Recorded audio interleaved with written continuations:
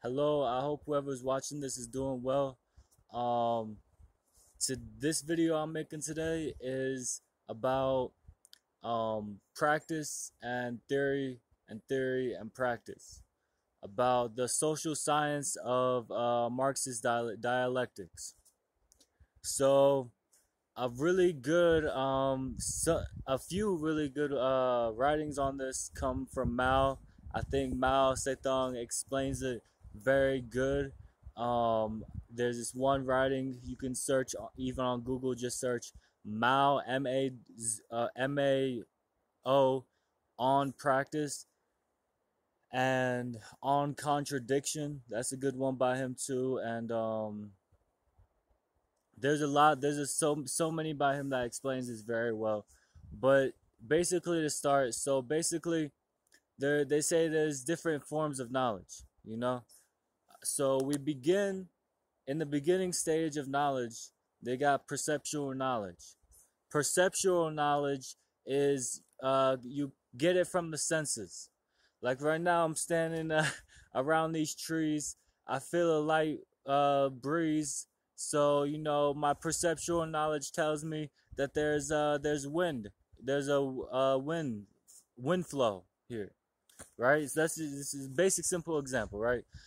So after this, they have the school of knowledge of reason, you know, and and this for many years, people in history, famous philosophers, have said, "Oh, reason is the highest form of knowledge," because they said the highest form of knowledge is come from analyzing the world and reasoning it in your mind and interpreting what all these things that we perceive in our material world mean.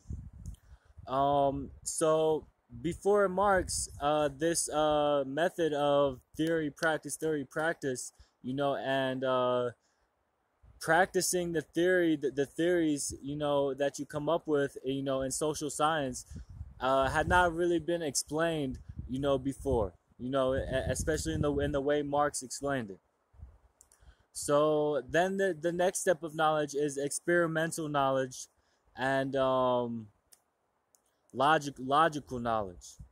So this knowledge it goes a step further. So and if you think about it on a deep psychological level, this process is happening like even in microseconds. You're doing this process as you exist.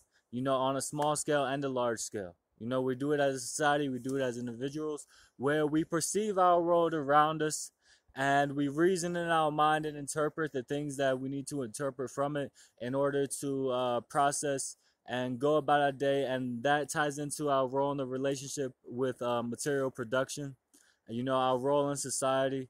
And because we got needs, we gotta do things to survive. We gotta eat, we gotta find shelter, we gotta do all these things. We gotta work.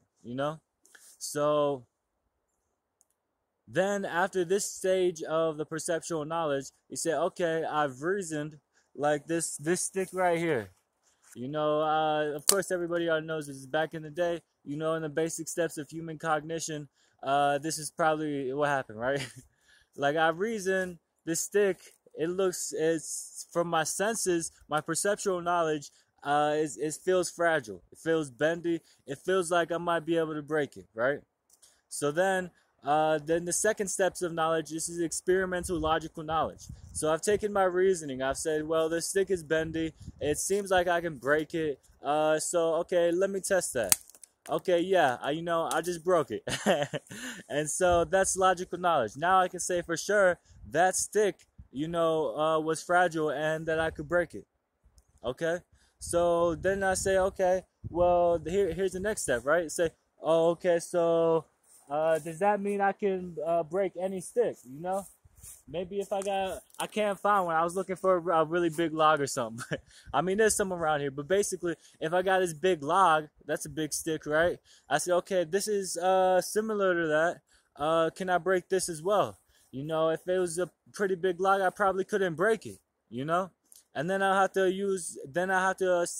see from that experiment.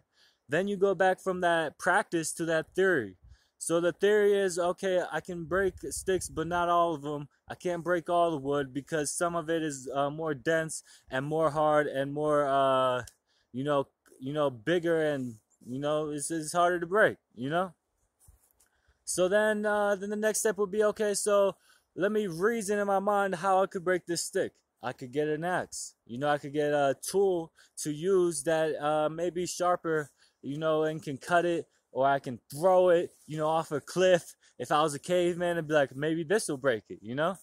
And so we go through this process. We humans go through this process in micro moments throughout the day. But of course, over time, these certain behaviors become just integrated into our muscle memory and whatnot. But we humans have, as a society, have gone through this in a sociological sense. We've experimented with society, and we have theorized what society works. Of course, we know for the happiness of all the people, we need civil liberty. People should be free to speak. People should be free to be religious if they want to, and people should be free to, equal opportunity for everyone, true equal opportunity, and the liberation of the working class. So we want to liberate the working class, right? So the thing is, I kind of got sidetracked, but the thing is, hold on, let me gather my thoughts. Thank you for your patience. Hold on. Okay, so look, so before Marx, there was some people, even like I said, there's the philosophers in a lot of history who say, oh, only reason, logical reasoning, they call it this is just reasoning, is the true knowledge. But then some people say, oh, you should only trust what you have found out for yourself, through experimentation and your experience, because you can't trust what other people say, and they rely only on experience, and Mao and many other people agree this is not the way to go, because when we analyze our world and we think long term and we come up with practical solutions in our mind, we can accurately predict a lot of things, and we can be organized and structured and have a clear goal and vision and clear steps on how to get there. But of course, all that is gone to waste if we're not actively practicing, or what they call praxis. If we're not actively conducting revolutionary activity, recruiting members to be communists, spreading the message of communism, educating the working class, bringing class consciousness to the working class, which is understanding, that of the class nature of society, and our place in it, and our relationship to the material production. Because they say our relationship to material production really influences our psyche and our psychological perception of the world around us. Our role in society, what we do. If you're what they call a wage slave, a wage worker, it's easy to get stuck, because I was for years. I'm going to be honest right now, I'm on unemployment. And that's going to run out, in a few months anyways. So basically, what I'm saying is, it's harder when you're a worker to philosophize and figure out the deep problems of the universe. Because I know for me, when I was working every day, I come home, I don't want to sit there and think about the tough questions of the universe. I mean, sometimes I would when I have more free time, maybe on the weekends. But a lot of times I just want to come home, chill, watch some TV or something like that, and go to bed. Have a nice rest, because I just worked hard all day. And the capitalist class the ruling classes use this for their advantage, because and they push it even further with capitalism, to where you live in paycheck to paycheck. It's hard to survive, so they do this because when they keep you in this state and you're worried about survival, then it's harder to think deeper and think of real concrete solutions to fix our problems as the working class, and to better our material conditions and better our lives. So that this is what the Communist Party is for. The Communist Party is to actively push education, educate the working class, and bring the masses of the workers of the whole country to a collective class conscious understanding, understanding of the material conditions.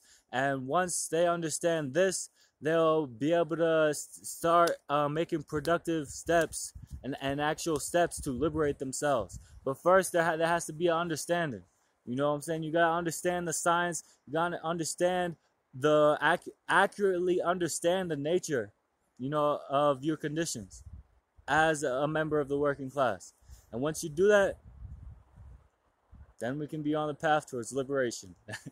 But yeah, so last thing I want to say, I got a book I wrote describing our system in relation to socialist states.